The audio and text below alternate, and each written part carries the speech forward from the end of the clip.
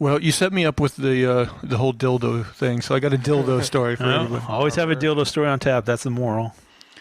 It's a what? Roman sewing tool turns out to be a dildo.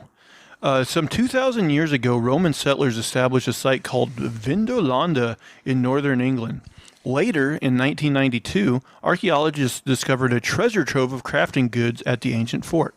Among the scraps of cloth, leather, shoes, and dresses, they found a wooden object. They filed it off as a darning egg, an implement used to mend socks and other clothing. They were likely wrong. A new review suggests that the thing is something else entirely. Quinta Brunson opens the 2023... Oh, man, sometimes when you copy and paste articles, it copies like weird ad photo nonsense. Okay, let me find this. Okay, it's possibly the first life-size Roman dildo. I have to confess, part of me thinks it's kind of self-evident that it's a penis. The study's lead author and Newcastle University senior lecturer of archaeology, Rob Collins, told The Guardian.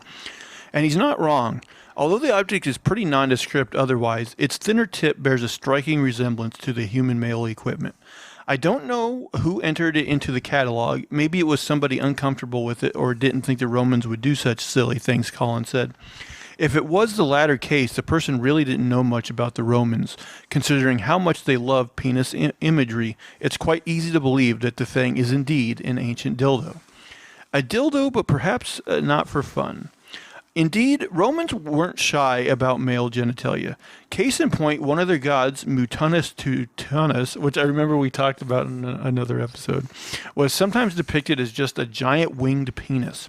But what's significant about the Vindolanda discovery is its size. What makes this a first is that it's not a small miniature phallus. It's life-size, says Collins. Indeed, at 6 inches long, the thing is actually a bit longer than the average dong, but it may have originally been more sizable. Wood rarely survives the passage of time, and even when it does, it tends to shrink and deform. So the ancient dildo may have once been quite hung. Hey, maybe its owner just liked them big. To our knowledge, this is the first Roman dildo that's been encountered from archaeology. We know from Greek and Roman poetry and art that they used dildos, but we haven't had any archaeological examples found. To the Grecian dildo. Which is intriguing in itself, Collins explained. However, even if the object is a dildo, that doesn't mean anybody used to get their rocks off. It may have had a much more sinister purpose. In addition to pleasure, Romans also used various kinds of dildos for pain. Yes, at times they were tools of torture. We'll probably never know which purpose the Vindolanda dildo served, but Collins sure hopes it was for the naughty fun. That is the most exciting and intriguing possibility, he admitted. Yet despite the penile nature, the object isn't necessarily a dildo. As we mentioned, penis imagery was far from rare in Rome. Romans decorated practically everything with depictions of wangs.